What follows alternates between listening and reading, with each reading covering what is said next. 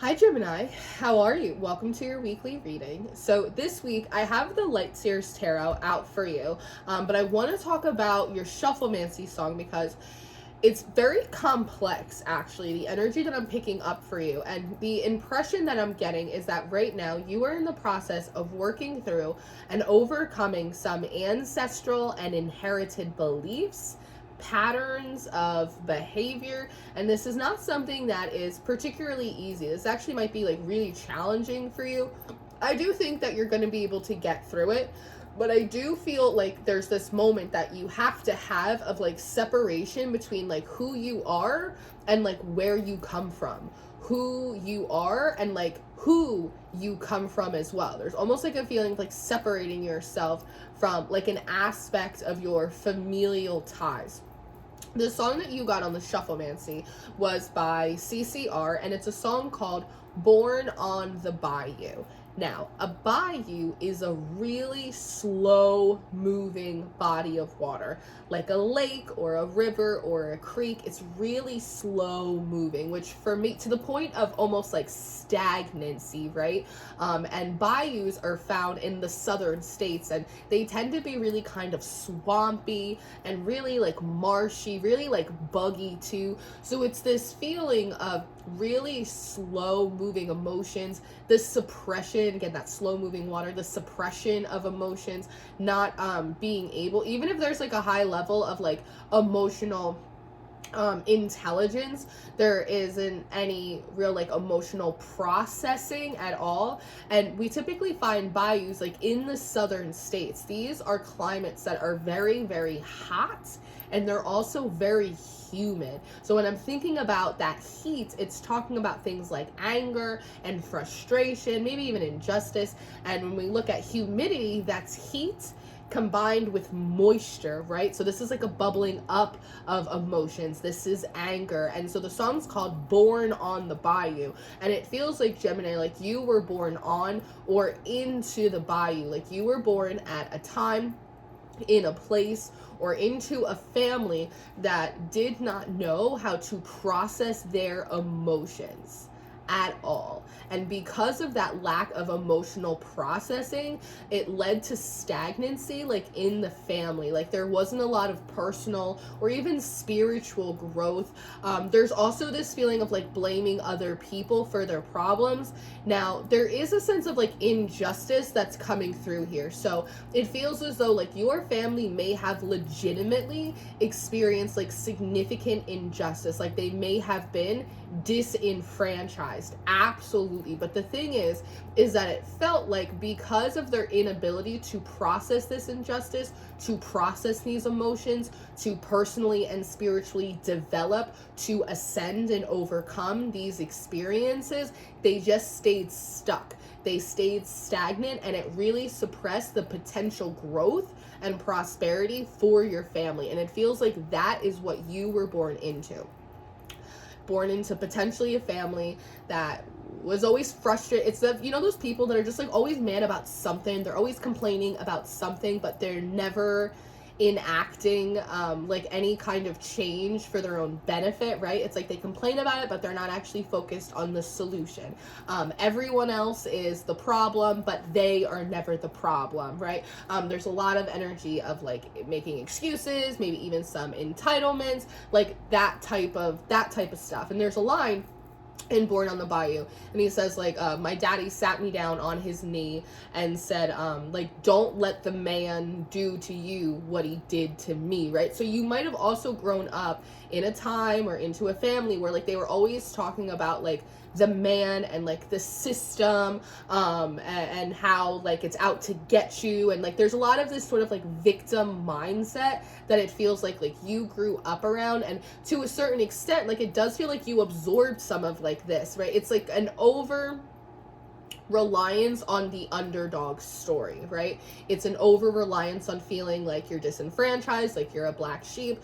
You might not have seen like a lot of healthy models on how to experience emotions, process it, even process things like anger, right? And like frustration. Like, what do you do when you're done being angry? Like, how do we fix that? How do we make something good out of our pain? How do we make something positive come out of our anger, right? Because sometimes angry gets shit done, right? Think about activism. And part of the reason activists are so powerful and they're so effective is because they're sick and tired of like the bullshit, right? It's like their anger, but they've activated their anger into a higher purpose, right? To carve out a new path, to go out and actively seek out justice. And it just feels like you didn't grow up around people like that. And so I'm wondering if like you are having a moment right now, Gemini, where you are recognizing that there is a lot of stagnancy in your life. Again, the energy, like it just feels sort of hot and like buggy and humid, and it's sort of this feeling of like there's always a freaking problem and like I don't understand it. And you might be realizing that like you are living out some of these emotional or behavioral patterns like from your family, right? There's also another line in that song where they go, chasing down a hoodoo there. Now, hoodoo in and of itself is a spiritual practice that is enclosed, meaning it's an initiation based that has been passed down from the descendants or from the ancestors of African slaves to their African American descendants, right? But in the context of this song and in Southern lingo, a hoodoo isn't a hoodoo practitioner. A hoodoo is a supernatural entity or a spirit, right? And so chasing down a hoodoo there can also be something like spiritually in terms of the development of your family, or even that you're noticing in yourself that like if there's a problem or if there's an issue, like it's a lot of it almost reminds me of Christians, right? It's like it's the devil working, right? It's like there's always like a spirit that's out to get you, or there's always like a spiritual problem, or there's always like some supernatural influence that's happening in your life, like the devil who's always trying to take you down to Georgia and like mess with you, right? Which again, it's not to say that there isn't injustice in the world. It's not to say that like many peoples have not been disenfranchised. It's not to say that there aren't spirits that are gonna fuck with you sometimes. Like these things are real, like they're really real, right? But if everything is an enemy, then no one's an enemy. If everything is a crisis, then no one is a crisis. And it's a very clever but subtle way to avoid action, to avoid growth, and to avoid accountability in a lot of ways. And so you might be realizing that even though like you are more developed and evolved than your family, than where you came from, that like you are still harboring like a lot of these tendencies, like a lot of these mindsets, and a lot of these behaviors, or this inaction. I think more often than not, like what you inherited from your family was a tendency towards inaction. And I think you may be realizing that that is like a huge blockage in sort of pushing through what I want to call is like the final like barrier for you. It's like you've done all of this work, but there's this one last wall that like you really need to break through, and you're having a difficult time doing it. And it feels like by recognizing these inherited traits and beliefs and separating yourself from them, almost saying something to the effect of like, I am not my family.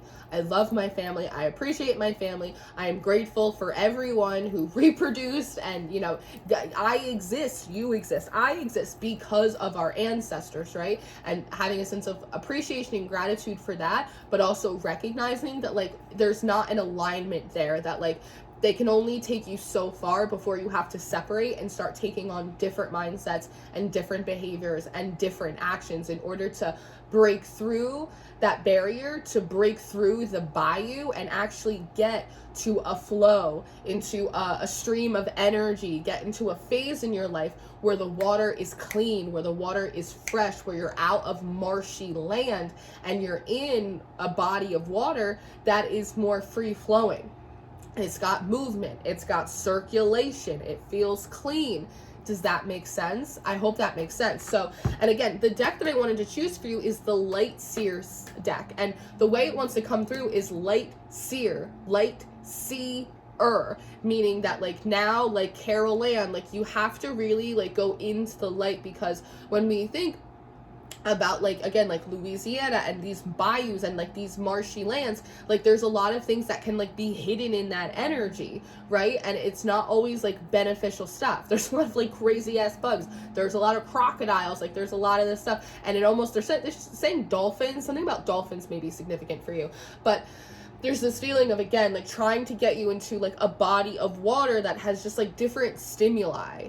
It has a different current and has a different like circulation to it. And so now is the time where you might have like a tendency to like dip into the darkness, to hide in the marshland, to hang with the crocodiles. And now it's the time that it's really important for you to push forward, like into the light.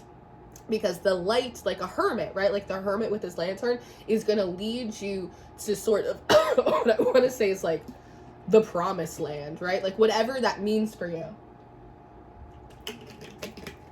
So, sooner or later, I'm going to fully bounce back from this COVID. Sooner or later. Let's give her a little shuffle. See what she's got to say to us.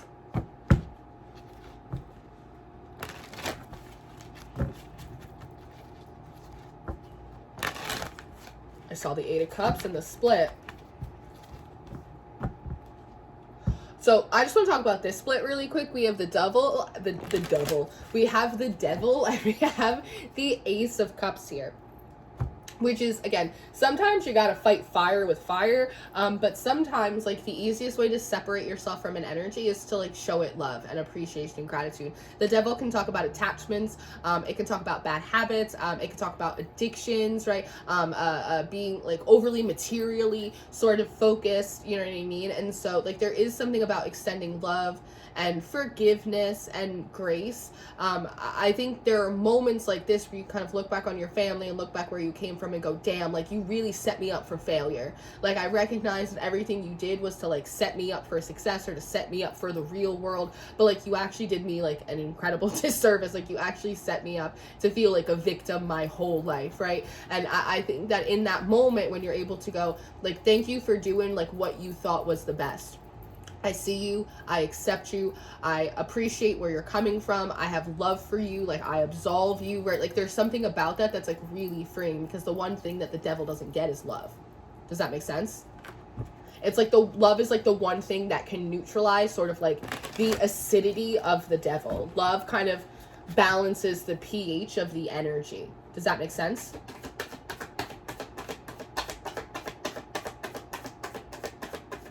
Wow.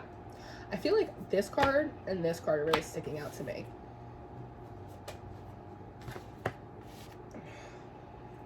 All right.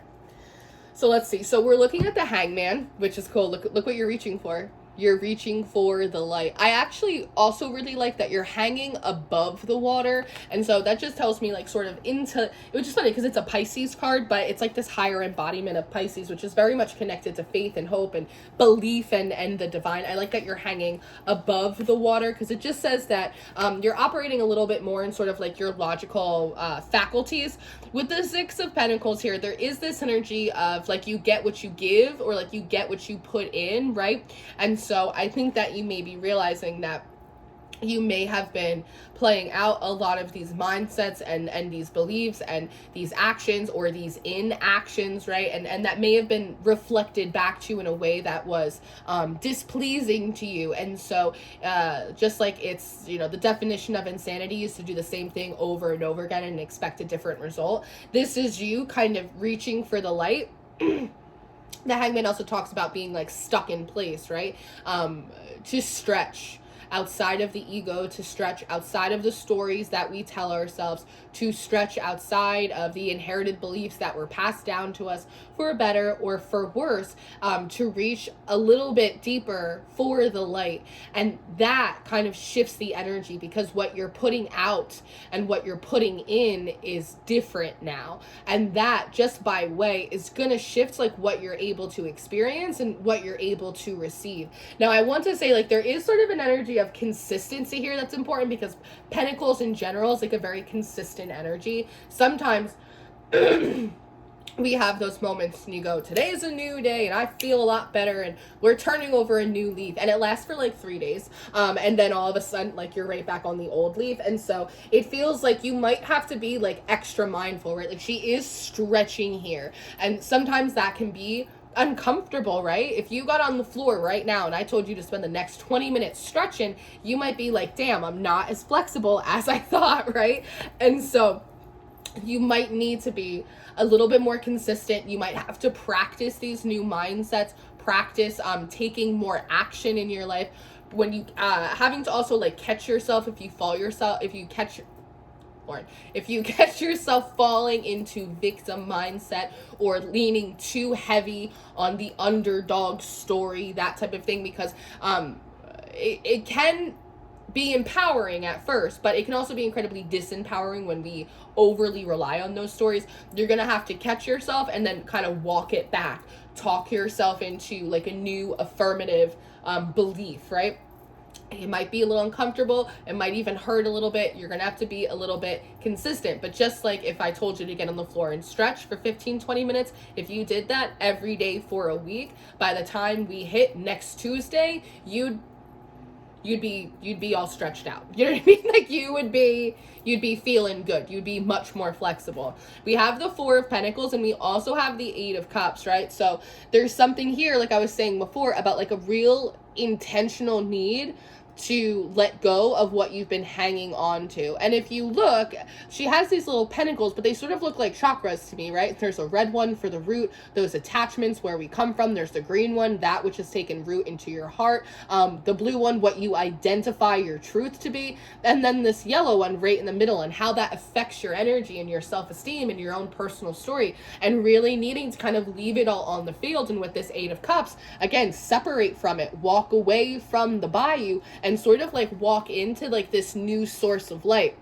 And if you're separating from these stories, if previously like you've gotten a sense of identity from them, right? I'm an underdog, my people or my family have always kind of gotten like, you know, like dealt a bad hand, like that means that you're gonna have to, there might be part of the difficulty or the discomfort here might feel as though you don't know who you are without those stories, which means that you're going to have to build a new identity internally and like a new sense of self to identify with, and that can be challenging and that can be overwhelming. But the feeling here is like if you keep moving into the light, right, that you're gonna actually get to see you clearly, that you will be much more defined by the steps that you're taking and who you're carving yourself out to be and how you're carving out the life that you want. And you're gonna recognize and begin very quickly to identify with that much more so than you were identifying with these other stories. We also have the Three of Pentacles coming out, but it's coming out on its side, which a lot of you guys know for me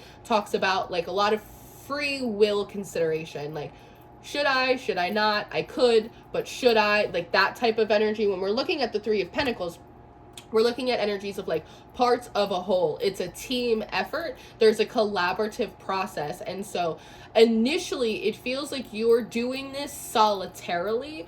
I don't even know if you're necessarily like consulting a lot with like spirits or guides or any of that. Like this feels very like self-initiated, right? Which actually feels really good.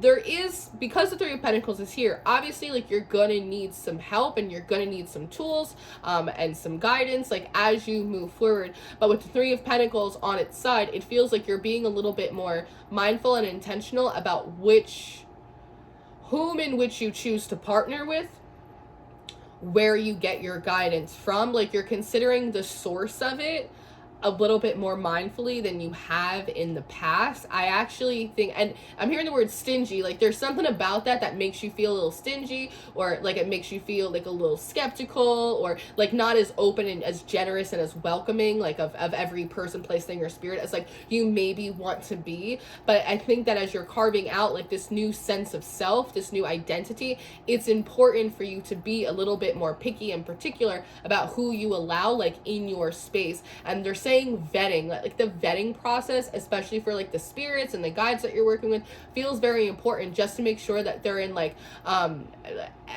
ethical, moral, but also narrative alignment with you. And I've actually never heard that before, to be in narrative alignment, that like you're both operating out of like the same story.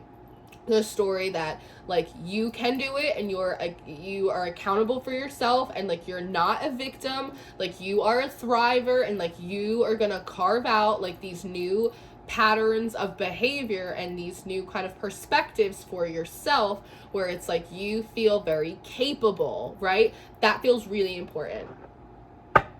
This devil at the bottom of the deck.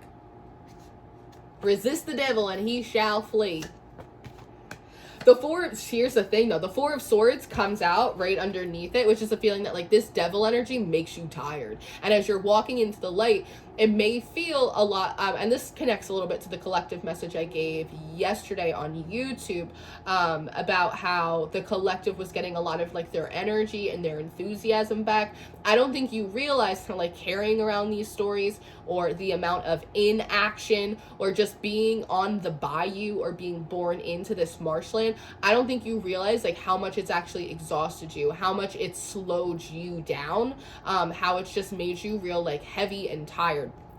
But as you move through it, right, with the World card right here, it's like that cycle is ending. You're moving out of that swampland. And with Strength here, it's like you're sort of realizing like all the reasons you have to be confident, how strong you actually are. With the Queen of Wands here, right, there's like a lot of reasons for you to be confident. You have a lot of magnetic ability, right? Thinking about what also is very magnetic. It's, you know, the moon it controls the tides, right? The ebbs and the flows, that you're actually, when you pull all of this stuff off of you, you're actually a much more powerful manifester when you're sitting in your own unique sense of self, your own personally carved out identity, and you are being mindful about which stories you choose to align to, whether or not you had inherited them. And then the Lovers comes up next, right, which is the actual magnet pulling in the thing that you want. So, Gemini, this is what I have for you. Really interesting. Like I said, you know, just one little CCR song, but like the energy in and of itself is quite complex, but in many ways it's also very beautiful, the process that you're going through. So this is what I have for you. I hope that this was helpful. I hope that you enjoyed this, and this sort of clicked some buttons for you. I love you very much. Let me know what you're going through down below, and I will see you next time. Goodbye.